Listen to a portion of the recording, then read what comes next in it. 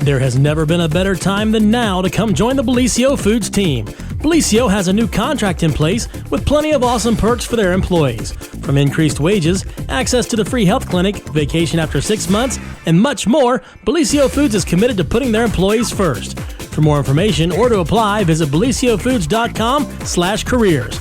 Take advantage of these great new employee benefits and join the Bellisio team today. Visit BellisioFoods.com/careers to learn more.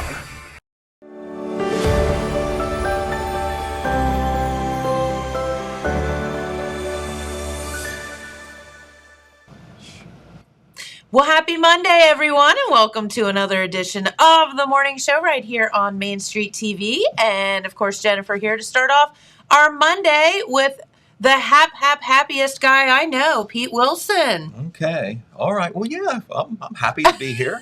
I'm happy to be here, happy to report in the news, happy to be sitting next to you and being on Main Street TV. How many people get that chance? Well, that's true. And, of course, thanks to our good friend Nia Henry for sponsoring the morning news update. Mm-hmm. Give her a call if you have any real estate needs. All right. Well, how's that? Very good. All right. Well, we're going to start off with a very troubling story, Jennifer.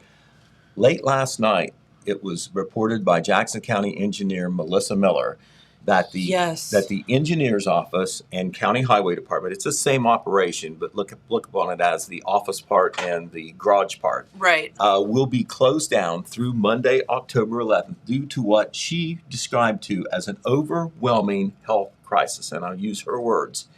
And it's going to be closed this week. Then on Monday, that's Columbus Day. That'll be a holiday they apparently still have. Okay. And so it will be closed at least through Monday, October 11th. That sounds pretty ominous, Pete. Right. Now, I know that immediately prompts speculation about COVID-19. Mm-hmm. And so I got back with Melissa last night, did not talk to her directly, but through email, I asked her if she could be more specific, that there'd be people who would be wondering and they would make assumptions maybe unwarranted, and she was able to say, or was willing to say for right now, that it was a COVID-19 outbreak. That is the problem there. The issue to the closure, and that is very concerning. I do not know at this point. We're going to certainly try to find out whether it's cases, quarantines, a combination of both, perhaps.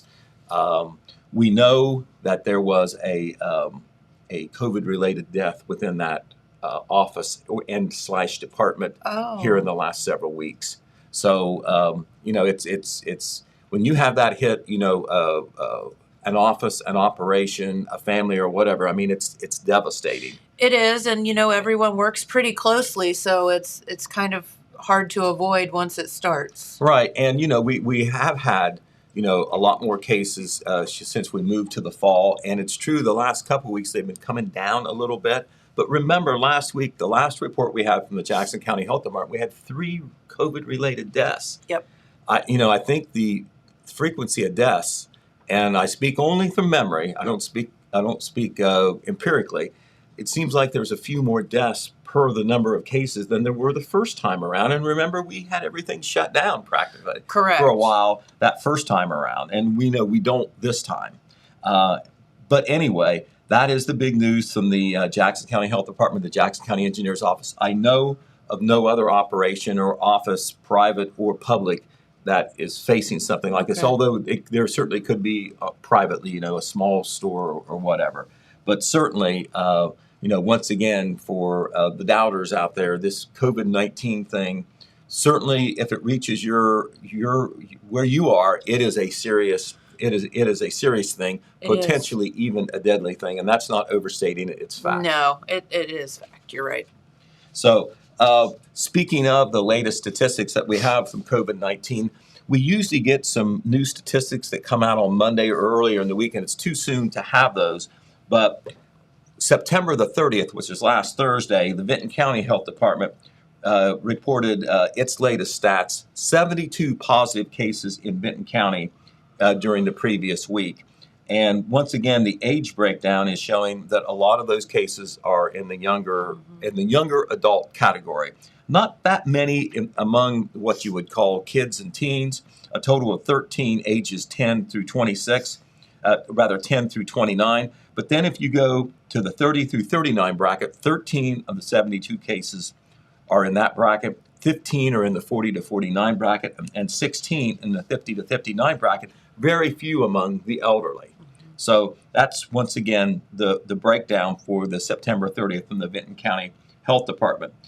In the Jackson County, or rather in the Jackson County Health Department, we had given you that report. It was September the 26th, so we probably reported that, but I will repeat it again. As of September the 26th, there were 143 active cases in Jackson County, 342 probable cases, 16 active hospitalizations, and as we mentioned, 3 COVID-related confirmed deaths in that period, September 20 through September the 26th. We also had some news information from the schools. The Wellston City School District, as of September 27th, had 100 student quarantines. That seems like a lot to me. Yeah. 1 staff quarantine, 13 positive student cases, and 3 positive staff cases. Now, I believe that is cumulative. At the Jackson City School District, as of September 30th, 56 student quarantines, 2 staff quarantines, 14 positive student cases, and 7 positive staff cases. The Vinton County Local School District, numbers rather high there as well, 51 student quarantines, 1 staff quarantine, 10 positive student cases, and 1 positive staff case. The Oak Hill School District reports on a monthly basis, and the information we have for them is not current, but they have had a much better fortune having very few cases. Right. However, I think it came out after their last school board meeting, there was a handful of cases that had been reported for a while there. There hadn't been any cases reported within the Oak Hill students and staff. We do want to repeat information we put out last week. The Jackson County Health Department has having 3 COVID-19 vaccination clinics. They actually had one, Jennifer, at the football game Friday night, Jackson and Greenfield. Oh, good idea. They were up there. I've not heard what kind of response they had up there, but they've got 2 more clinics scheduled, and these are for COVID-19 vaccinations in general. They have one coming up tomorrow, Tuesday, October 5th. It will be at the Family Life Center of the Christ United Methodist Church on Portsmouth Street here in Jackson. That'll be from 4 p.m. to 8 p.m. And then on Saturday, October 16th, that's not this Saturday, but a week from this coming Saturday, that will also be at the Family Life Center from 9 a.m. to noon. The Pfizer, Moderna, and Johnson & Johnson vaccines will all be available until the supply runs out. So the way they said that indicates that there may be a limited supply. And once again, it depends on people's willingness to get the vaccine. This is not for the, to my knowledge, it doesn't say it specifically, this is not for the 3rd Pfizer booster shot that we've talked about before. Once again, a vaccination clinic was held up there at the high school. Once again, an attempt by our health department, and health departments all over the state are doing this. They're trying to find ways to make it convenient to have it. And, at a Jackson football game where there's 2,000 or 3,000 people there at least, there is a great opportunity. And remember, the health department here in Jackson County will come to your home. Yeah, call them. A house call. They're making it as easy as possible. Right, exactly. But anyway, we will be sharing the latest statistics on COVID-19 as we receive them. If we get that information later today, we'll certainly be posting it on our website, Facebook, and we'll be following up, try to put all those statistics in perspective in a more in-depth story in our Wednesday edition. And we'll certainly be looking to get more information about the situation with the engineer's office and the highway department. I hate that. That's right. That's It's pretty scary. We can imagine how we would feel, Jennifer, if total media got shut down. Right. Like think about that. Well, first of all, there's the business aspect. You got a company needs money coming in, work to happen. You have employees' livelihoods involved there, and then. But the biggest thing is just the overall scare of what's going to happen to people that you know and work with. And that's the case because no matter what, and I don't care where you work, your work, colleagues become family. And that's terrifying. Right. And so once again, the situation with the engineer's office and the highway department, their office and highway garage is located, of course, off 35 there on Clary Road, a few miles east of town. Once again, there will be There will be no operations there. Now, Engineer Miller did say that if anyone needs to report something, because maybe emergencies do happen, you're asked to please call the sheriff's office instead. Okay. That number is 286-6464. There are going to be some employees who I presume are healthy who will be on call. Would be on call, yeah. But, I'm sure the goal here is it's just not because of some cases. There's some exposures going on. And, when there's been a death even, amongst the group, I mean, you can't blame anybody for being very careful. And that is certainly the thing to do. All right. From the Columbus, Ohio and state government and the Ohio Department of Health, we want to report that they're making another effort to incentivize vaccinations for younger people. Beginning Monday, October 4th, today, Ohioans ages 12 to 25 can enter online at www.ohiovax2school.com, or they can call a 1-800 number, 1-833-4ASK-ODH, to win one of 150 $10,000 scholarships. So these are college scholarships through colleges in Ohio, ages 12 to 25. So they're taking it all the way down to age 12 to try to get those teenagers to get vaccinated, and all the way up to age 25 for those young adults who are still maybe considering going to college, or they would if they had a scholarship. Yeah. So we will have that story online as well, but that news just came out late last Friday. That's awesome. About this incentive for vaccination, if you get the COVID-19 vaccination and have a chance to be in a lottery, I guess, for did I say that right? 150 $10,000 scholarships. So we'll see what happens there. All right, on a lighter note, because we're always going to throw in some good news too, Jackson High School celebrated its homecoming last Friday night. And they did the homecoming ceremonies before the game, and there are some of the, I believe that is at the dance, I'm guessing, on Saturday night. They had the dance Saturday night, and it was out in the football stadium parking lot. Yeah. Remember, we called it an evening under the stars. Right. How appropriate was that? And thankfully, I think early on there was a threat of rain on Saturday. Well, it held off until, in the early morning hours Sunday, so they were able to have this great dance out in the parking lot. The weather couldn't have been better. Love it. They're having so much mild. fun. They didn't have to put on windbreakers over their beautiful gowns or anything like that. Right. So it worked out. It worked out very, very well. On Friday evening, Sage McCarty, and there she is. You can see her on your monitors there if you're watching visually. Sage McCarty was crowned as the 2021 Homecoming Queen in pregame ceremonies before the Jackson Greenfield game. Her other attendants, her senior attendants were Lauren Elliott, Lexi Swain, and Olivia Kennedy. The underclassmen attendants, junior Abby Simons and Kendall Osborne, sophomore Kylie Duncan, and freshman McKinley Riley. So congratulations to Sage.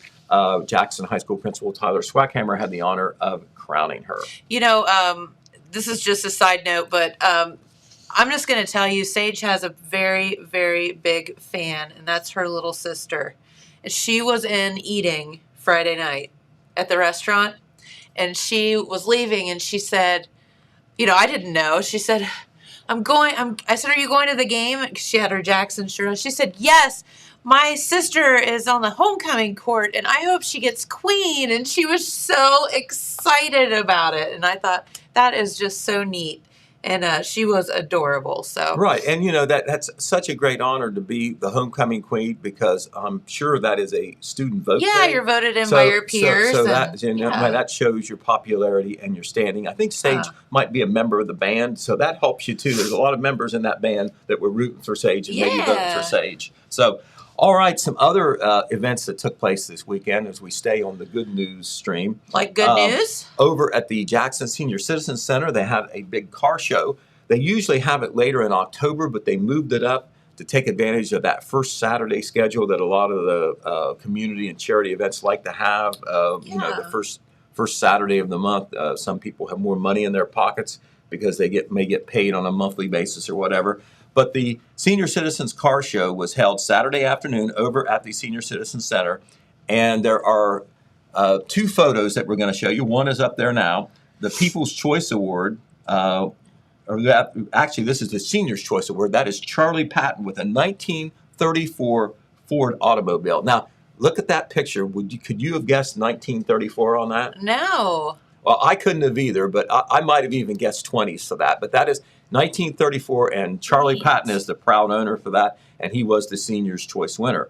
There was also a People's Choice Award winner, and that went to Matt Vickers, and he won it for a motorcycle. Oh, that's cool. That is a 1969 model motorcycle, and that one that was the one that grabbed the support of the people who attended, a People's Choice winner.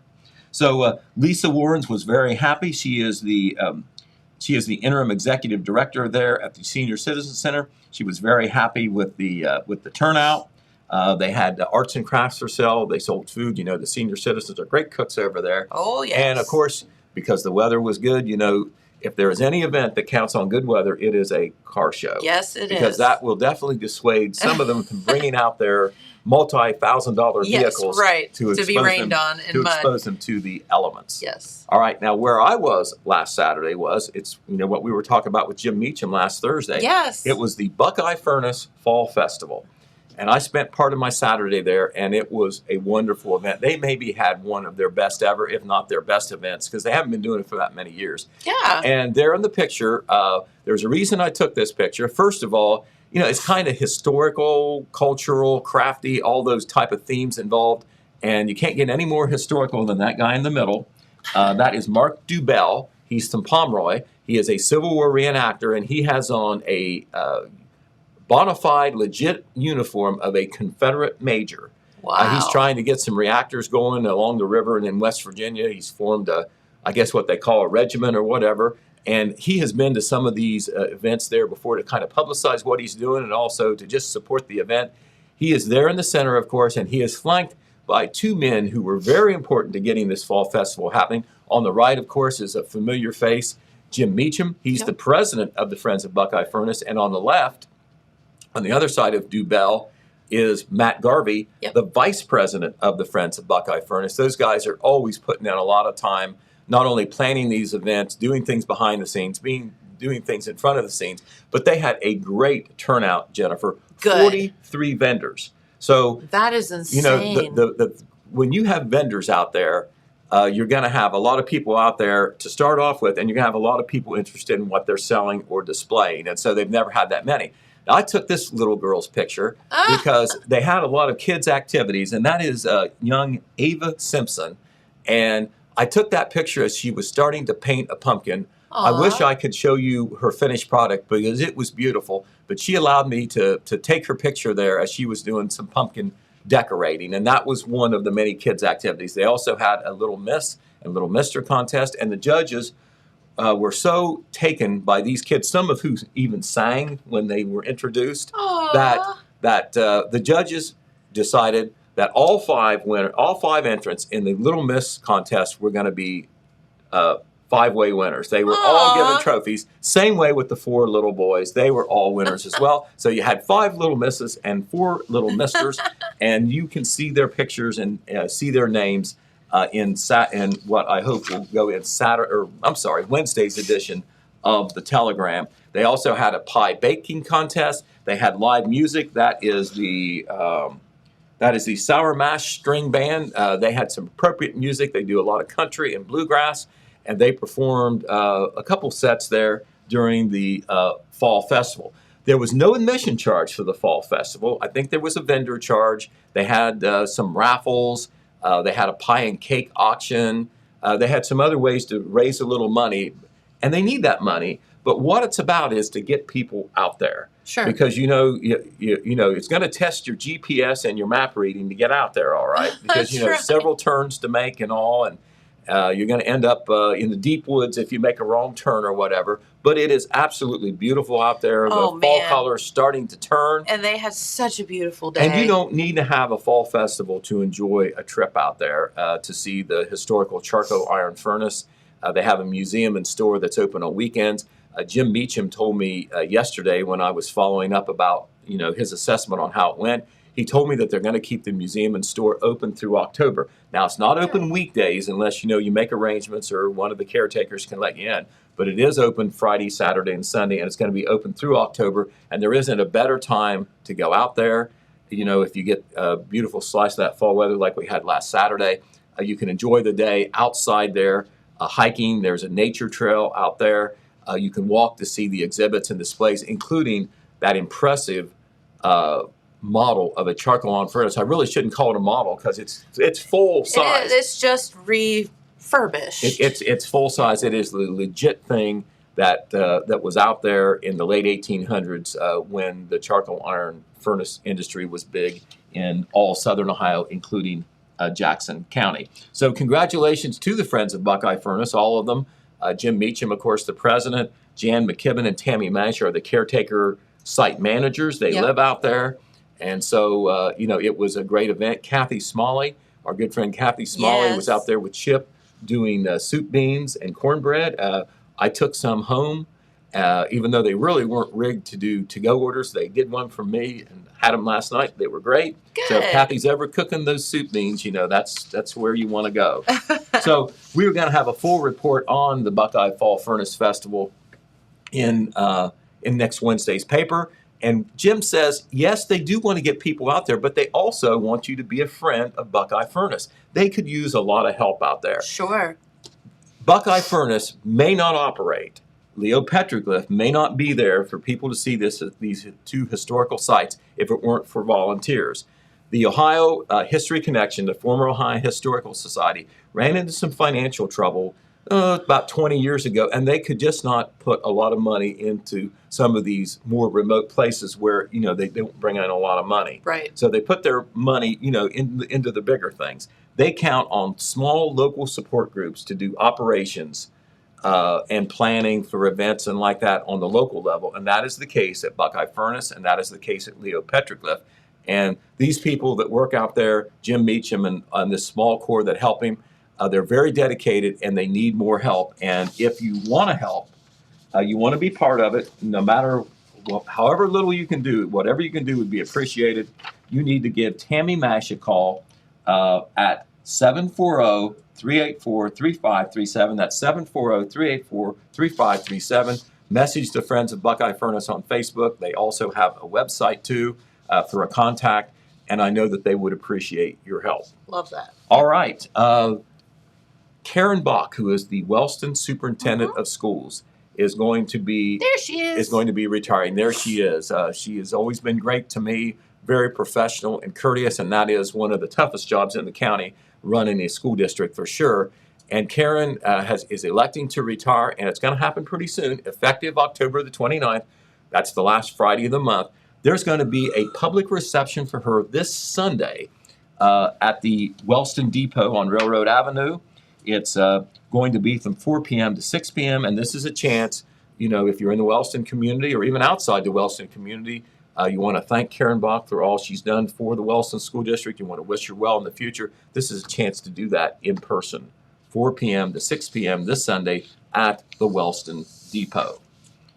Good news from Vinton County as we stay on the good news track. Good news. Yes, the Austin Powder Company recently received a $200,000 grant from the Ohio Rail Development Commission. And that is the state agency that supports the railroad industry in Jackson County.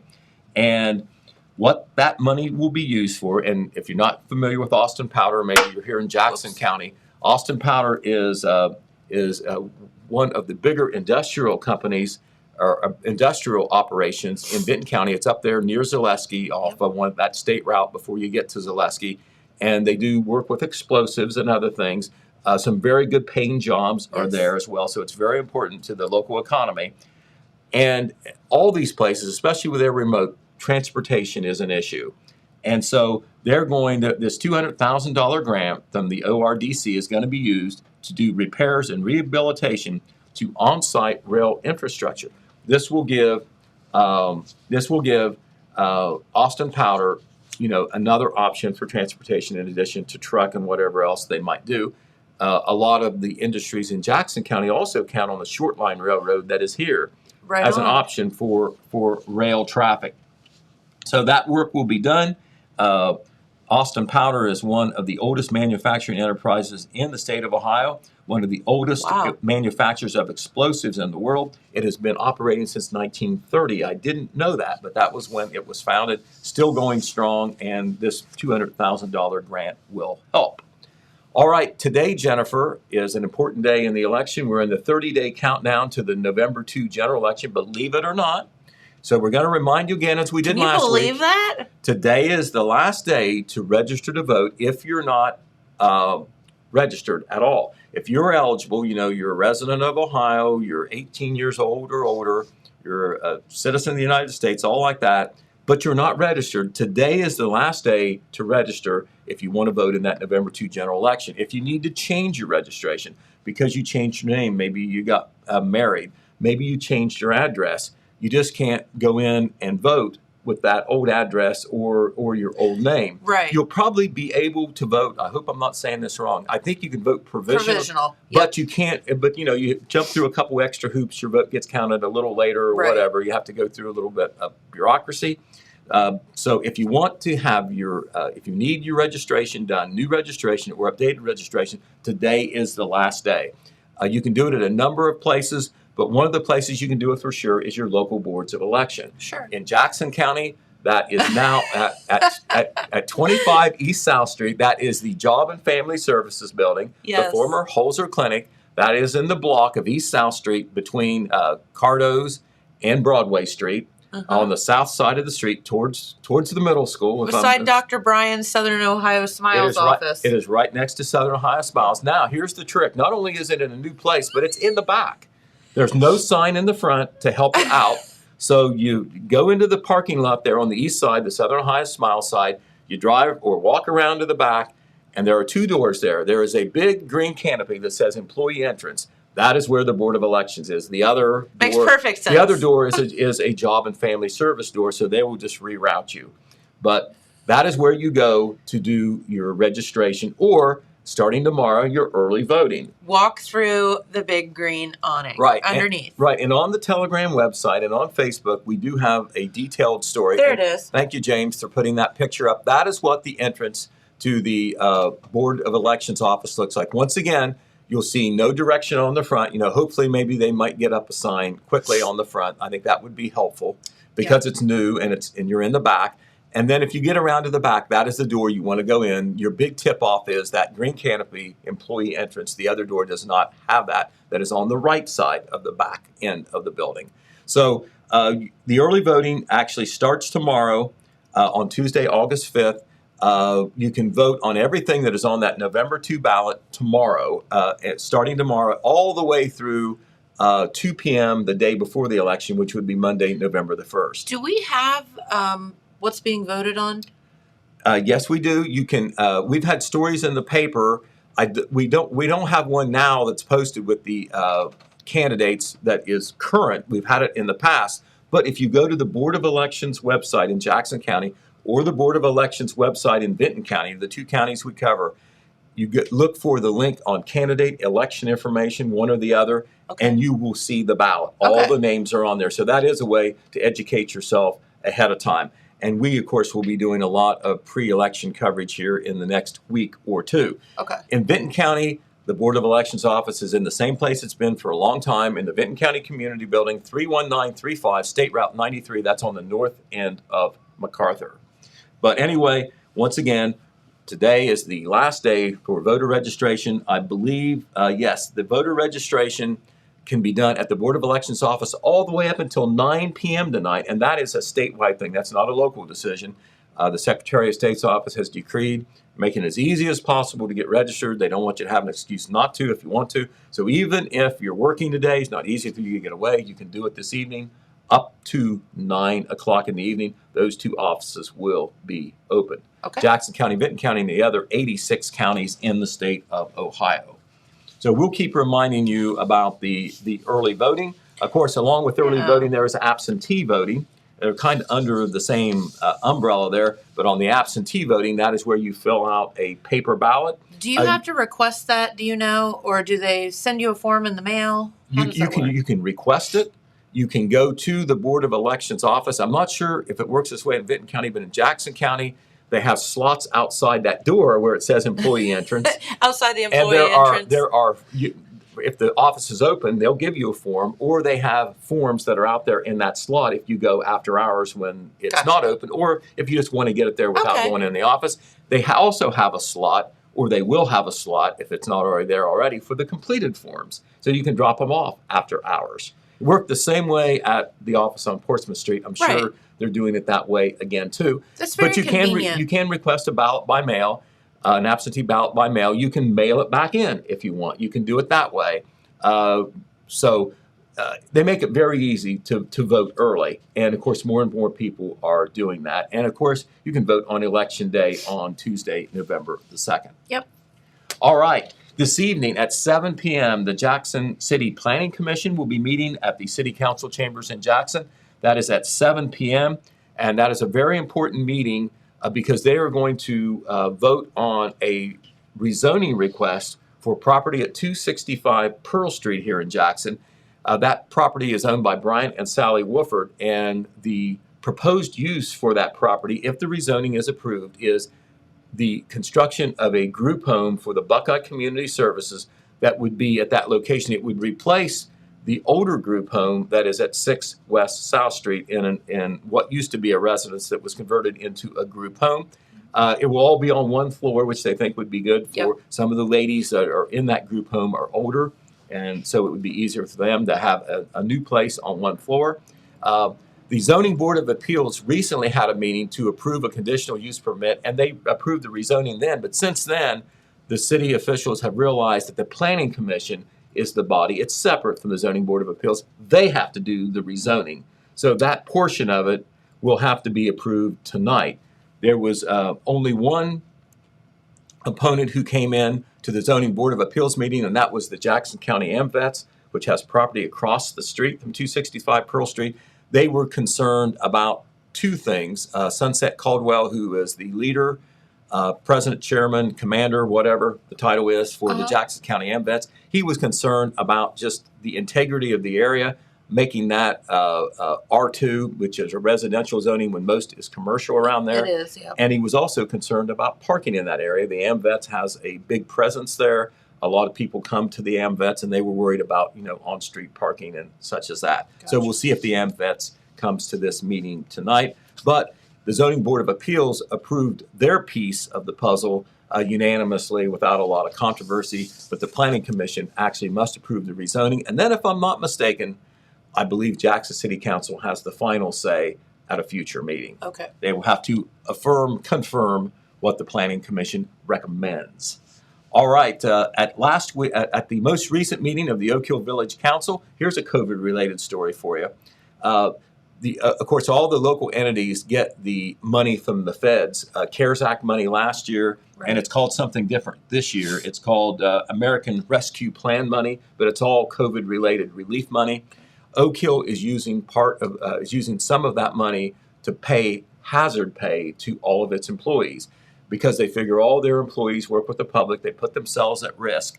And they've done this before, and they had some money left over, and they're going to do this as long as the money holds out through the end of the year. And the employees are going to work their regular time and their regular hours, but they're going to get a stipend of $4 per hour for hazard pay. All they have to do every payroll is to verify that they had to work with the public. And I don't know very many public jobs where you're not meeting the public in some form at some point along the way, whether you're a laborer or a secretary or what. So that was approved by the Oak Hill Village Council at its last meeting. They have budgeted $25,000 for that, and that's not local money. That's not going to hurt any other local operation. It is just in support of their employees, and this is a legitimate use of the money. Last Friday, John Pelletier was here. I know he talked about a number of things. Did he talk about the United Fund Board? He did, yes. Okay, well, I was at that meeting too, and I'm not going to belabor the point because I know John brought it up. He's been a member of the United Fund Board for some time, but I'm going to keep bringing this up on TV because this is important. Because of COVID and maybe some other factors, they only collected about half of what they usually did last year. $68,000 of a $125,000 goal. And so when you don't get as much money, the United Fund, and this is all volunteer group, the United Fund Board, no money goes out to support anything on the federal side. The United Way, the United Way, which is federal, is not affiliated with the United Way. Nothing against the United Way, but they don't want to pay anything to use the United Way name or anything. So they formed the United Fund of Jackson County, keep all the money local. Keep all the money local. 24 agencies count on that money, and I listened to some of the representatives of those agencies stand up and say that they could not do what they do without their United Fund allocation. Well, obviously, when you're spreading 68,000 over 24 agencies as opposed to 125,000, some people are not going to get all that they need. Right. And the United Fund Board has to make those tough decisions. So, once again, there is some payroll deductions that take place at some of the larger plants, but I think a lot of people don't realize that you can make individual donations to the United Fund Board just like you would to the Heart Association, to the Cancer Society, to any other charity. But knowing that it stays local, right. All of the money stays local. Right, all the money stays local, and I would urge you to consider that because, we'll go over the agencies some other time because I think it's important for everybody to know where the money goes. But if you want to make a donation to the United Fund, a one-time donation, it's United Fund of Jackson County, Post Office Box 242, Jackson, Ohio. The zip code, of course, 45640. So help out the United Fund. And remember, all those people that are on that board, there's 15 on the board. There is a secretary and treasurer who do not represent any particular area in the county because it goes 5 Jackson, 5 Wellston, 5 Oak Hill. But those 17 people all work as volunteers. So it's certainly worthy of your support. All right, Nancy Baisden, who is the director of the Jackson Food Pantry, got a hold of me late last week, and she wanted to announce a bad thing and a good thing. The bad thing is that because of COVID, they will not be able to have the big community Thanksgiving meal up at the high school. Makes sense. And that is a decision made by the high school and the school officials because of, obviously it's a large group. They're in there cooking, and then a lot of people are coming in there. Even if they do a takeout meal or whatever, they have a lot of people do a sit-down meal. They have a lot of people coming in to pick up the takeout meals. Mm-hmm. And so, the school, which right now, is requiring masking. There are some cases in quarantines in the schools. On the optional things, they just need to be careful about indoor events. However, Nancy says that they will be able to do a kind of like a pickup carry-out type meal that will be uncooked. You'll have to cook it yourself, but it will be free and it will be available. But you have to sign up for it in advance. First of all, she wants to thank Bellisio Foods of Jackson because they got the doggone thing started by donating 120 turkeys. So that is the basis for 120 Thanksgiving meals, 4-course meals. The food pantry is going to get donations, and they will take care of the other ingredients in that Thanksgiving meal. But what you have to do, because it's a limited number and they have to prepare, you need to call the food pantry up and order your Thanksgiving meal. And you can, she announced this last Friday, and you can do it starting today. You can pre-order those meals when the food pantry is open. You can go into the food pantry and do it, or better yet, just call at 286-5937. And the food pantry is open Monday, Wednesday, and Friday. So it's open today, 10 a.m. to 1:30 p.m. 10 a.m. to 1:30 p.m. Monday, Wednesday, Friday. That is when you can call and somebody will answer the phone, or you can come in at 323 East Broadway Street in Jackson. You have to pre-order no later than Monday, November 15th. If they get 120 meals, they'll cut it off before November 15th. So you would be wise to call as soon as you can. I'd call while the calling's good. Right. And if they get more donations, they might be able to expand it beyond 120, but that is what they can do now. So and the Thanksgiving meals, if you order them and they still have them and they make a commitment that you're going to get one or more, they are to be picked up on Monday, November the 22nd at the Christ United Methodist Church in the Family Life Center from 10 a.m. until 1 p.m. That's, once again, Monday, November 22nd, Monday, November 22nd, 3 days before Thanksgiving. The turkey will be frozen. Some of the other meal items will be frozen as well. You've got to cook it, but it's all there. Okay. All right. Love it. Okay, and that information is on our website and Facebook for the Telegram.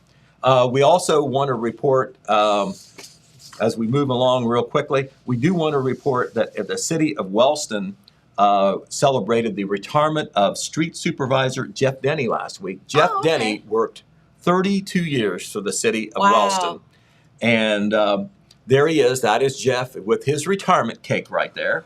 They had a celebration for him last week on Thursday. A lot of the city workers gathered for a goodbye luncheon. And Denney, who also owns Saks Pay Lake, says he plans to spend most of his retirement, guess what? Fishing. Exactly. Good for you. So, Mike, if you got your own pay lake, you can do that. I love and that. I bet you he doesn't have to pay. What do you think? I don't know. But they think a lot of Jeff Denney in the city of Wellston, his supervisors and his co-workers and the people who work under him had a lot of nice things to say about Jeff Denney, and we want to wish him a happy retirement as well after 32 years of service to the city of Wellston. We also want to report, Jennifer, this is kind of a area story, but something I think worth reporting, and we may be able to say a little bit more about this as more information is released. But the Danbury Cinemas in Chillicothe, if you're in Chillicothe and you go to the movie, that is where you go. And, they have multiple screens, but it's been closed down since March. A lot of those things closed down because of COVID. Well, it has never reopened.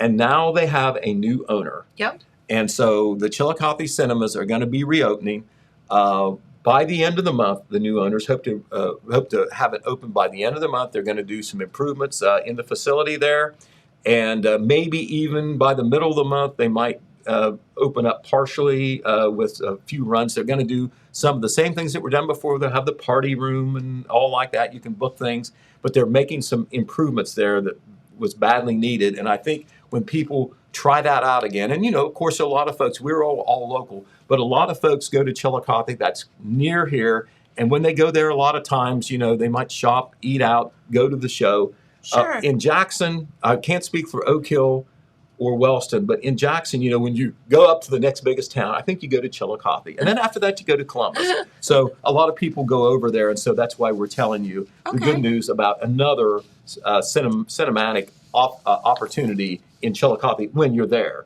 When you're here in Jackson, of course, we want you to go to Tri-City. Right. All right. Okay. There was a big event last weekend. We talked about other events this past weekend. It was called the War X Trilogy Race. Kind of like what they call war games. It's a big thing, Jennifer. It is. You might have to explain that for me because I really don't understand it. But they had it down. Maybe James knows about it. He's into that stuff. They had it down at the old Richard Brothers Orchard. Yes. They have new owners down there, and they're doing events like this.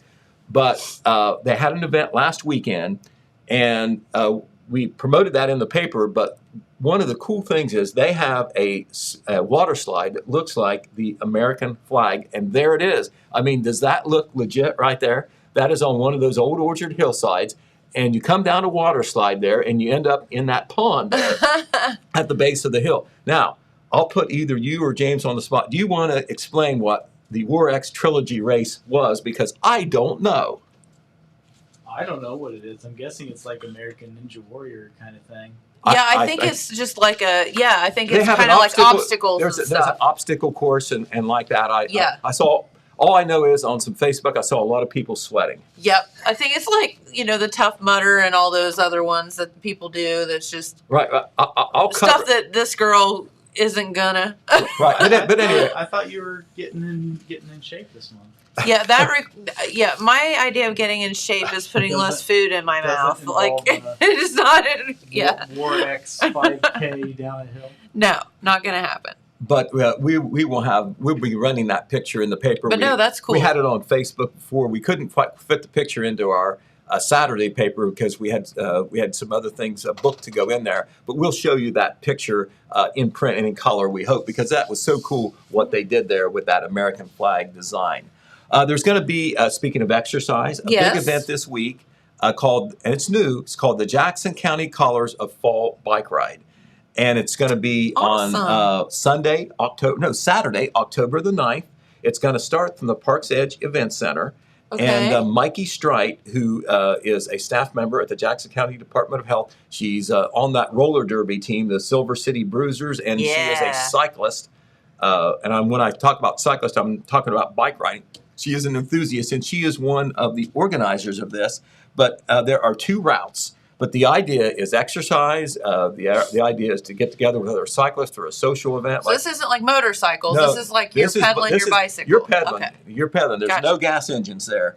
There is a 65-mile bike ride and a 25-mile bike ride. So I was interested if there was a 1-mile bike ride. I but was there going to isn't. say, is there one that's just around the parking lot and then you There go back isn't. in? But she got the idea from the tour of the Scioto River Valley, where they do that every May. I suppose they still do it, but they start in Columbus, they go all the way down to Portsmouth along State Route 104 or some route. They go through Waverly, I know that. Moly. And then they go back the next day. So, I mean, you talk about some sore people when that's done. I don't care how say. good a shape you're in. But if you want to do that, it's going to start at 8 a.m. on Saturday at the Stockroom 601. The tour will go across Jackson County. It'll hit back roads. Riders will witness the fall colors, of course. It'll go through some of the Amish communities. It should be very scenic for sure. When individuals register, remember 25-mile or 65-mile options. They'll receive a T-shirt that commemorates the event with all the sponsors. I know that Total Media is one of the sponsors. They will also get a free meal ticket for Friday night to the Stockroom 601. And if you want to register, you can do so on the Jackson County Colors of Fall Bike Ride Facebook page. The cost is $40 for the 65-mile ride and $25 for the 25-mile ride. Gotcha. So I'm not going to dare you to do it because I'm not going to do it. I don't even own But you a know what? I bicycle. may be there when they take off. How long's it been since you've ridden a bike, everybody? I can't even remember the I last did it on time I rode a vacation bike. 3 years ago, and I was wondering, am I going to stay on this thing or not? I always looked for training wheels, but there weren't any. So, but I stayed on, and I did not wreck. Well, I tried to get into bike riding a few years ago, and the chain locked up on my bike. And if I hadn't had somebody there with me that knew how to repair it, I would have been carrying it home. And I kind of lost interest. That in was it the after end of that, huh?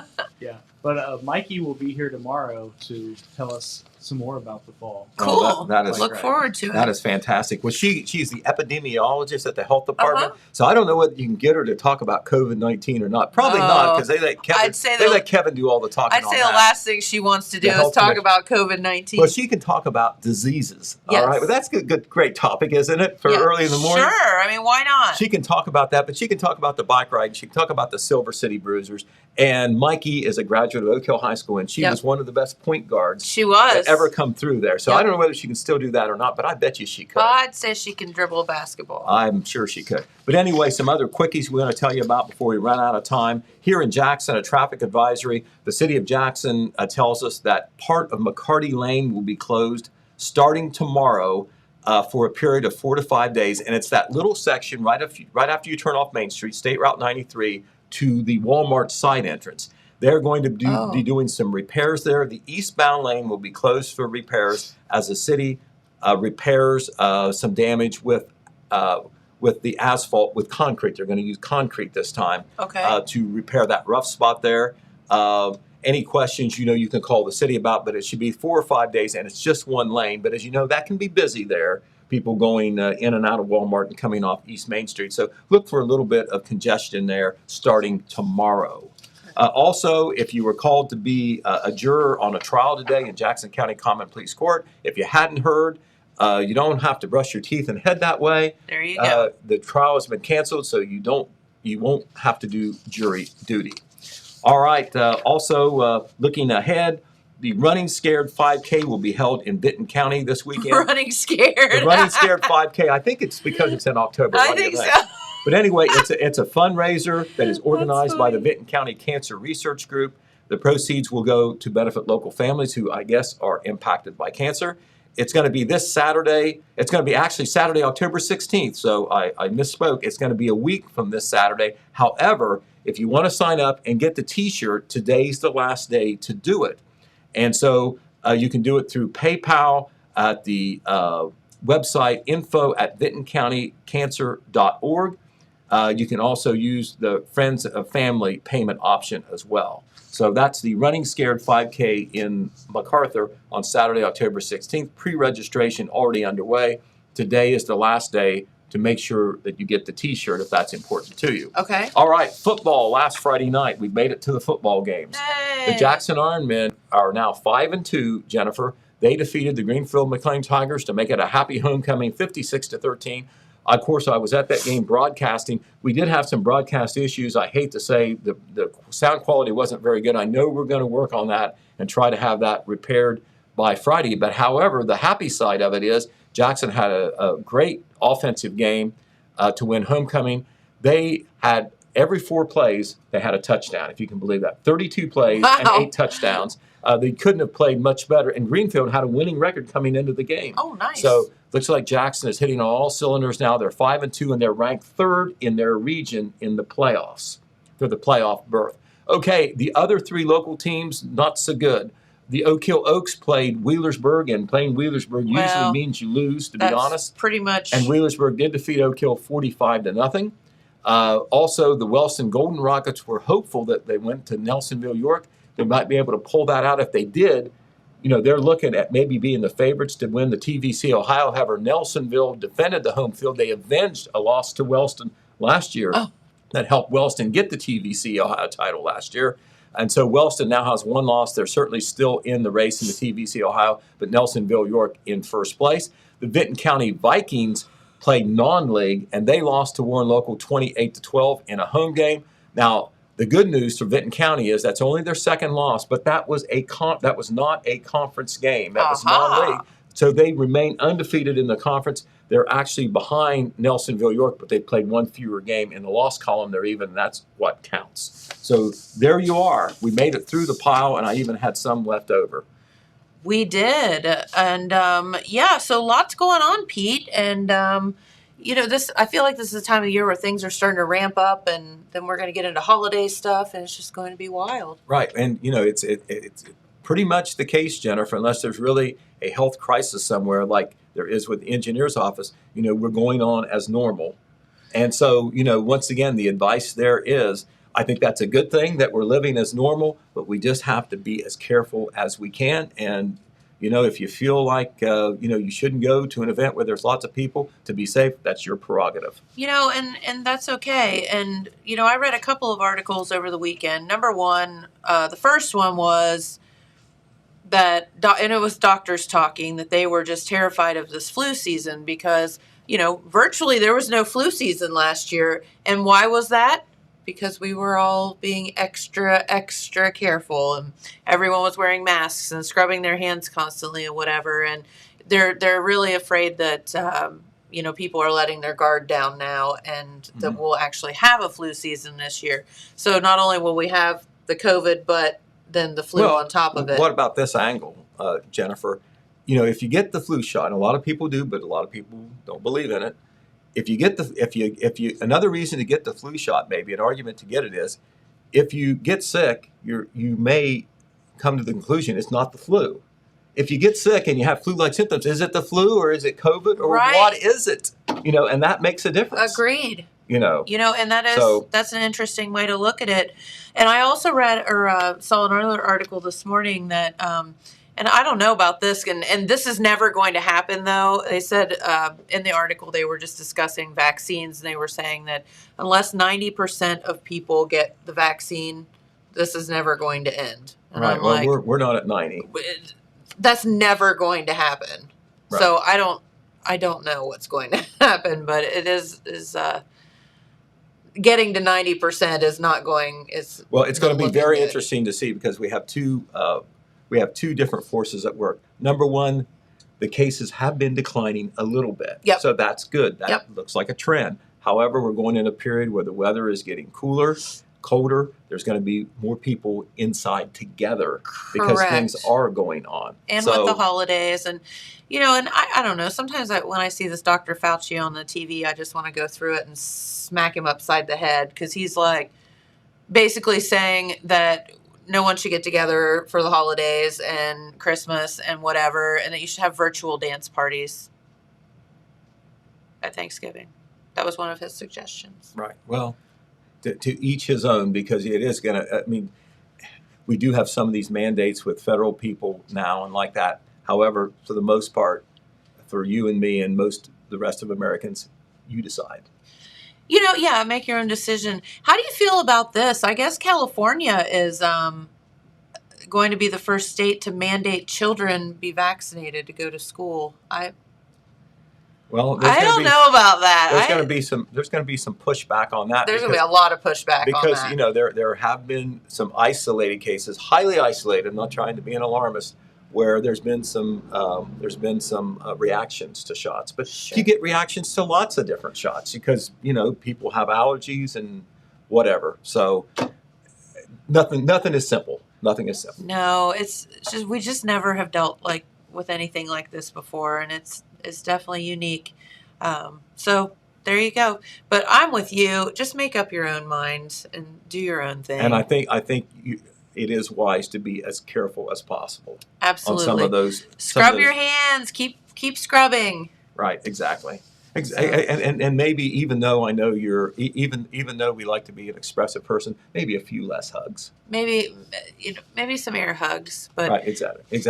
You know, and I will be honest with you too. I've been several places. So Athens has mask mandates, the city there, and Jamie and I had to deliver beer over to Athens on Saturday, but we had to deliver beer over to Dayton on during the week. I forget what day we went, but they have a mask mandate in Dayton too. Okay. So it's like, oh shoot. Do I have a mask? Well, a lot of the places do have a supply there as you go in because they don't want to lose their business or they want to be accommodating because they realize that not everybody, they may be coming to a place where they may be coming from a place where there aren't a lot of mandates. Sure, absolutely. And I always have one in my pocket. Yep, it's you know, it's a good thing, but it's funny how quickly we've gotten out of the habit of that. Like, you know, last year at this time, it was, you just put it in your pocket and, I mean, it was part of your accessories, you know, it was part of, just as like your glasses and your, you know, your wallet and whatever, but how quickly we forget. That's right. But, well, Pete, thank you for coming up today. We greatly appreciate it. And you are, I guess, we'll let you go so that you can go and do more news stuff. Right. There's a lot of stuff going on, and we'll talk about that later in the week. How's that? That sounds good. All right. Thanks, you very Pete. much. All right. Well, before we get out of here for the day, oh, Pete, that garage door's down. So unless you want to get stuck in there, you just walk through. No, he's crawling. You did that really well. Someone help me up. Now he needs help up. Pete's down and he's falling and he can't get up. Thank you for not moving the camera. Show what just happened. That was so good. You gotta get that on the air. He totally crawled under the camera. All right, let's head on over to your weather forecast because it is kind of a little bit all over the place this week. Temperature-wise, we're staying in the mid to upper 70s, which is actually very good. But some rain in the forecast today. They're saying that chance of rain at 60% and could be some showers and thunderstorms. Boy, we had a nasty storm at our house last night, and I didn't even know it was in the forecast to rain like that. Now, tomorrow on Tuesday looks pretty nice, partly cloudy, highs of 79. Then that rain pops right back into the forecast on Wednesday and Thursday, about a 50 or 60% chance, and then 80% on Friday. But boy, those temperatures are staying very moderate for this time of the year, and we will take it. We'll try to get Miss Amanda in here to talk about this, but a couple of things going on with the Jackson Rotary Club. First off, on Saturday, October 23rd, we're doing a little fundraiser at the brewery for Pints for Polio. And one of the big things about Rotary International is that they want to help eradicate polio. And so we are having a fundraiser at 6 cents in conjunction with, of course, the Jackson Rotary Club. And we'll tell you more about that. But that will be Saturday, October 23rd. And we look forward to that. And Tuesday, October 19th, the Rotary doing a little bit of cooking at the Christ United Methodist Church. And they are going to be selling their deep fried mushrooms, baked steak sandwiches, and deep fried pizza rolls. So you can call ahead and order those. 418-0856 to place an order or fill out an order form and return it to a Rotarian. And they are due by October 12th. So lots of stuff going on with the Rotary. I know you missed them at the Apple Festival. but they are working to get back in the swing of things, and a couple of fun fundraisers coming up for that. So, all right, James, did we forget anything? No? Okay. All right. Well, have a great day, everyone. We appreciate you so much, and we will see you right back here tomorrow. Mikey will be here tomorrow, correct, to talk about the bike ride, so that will be fun. So we hope you have a great day, and we'll see you right back here in the morning. Thanks for watching.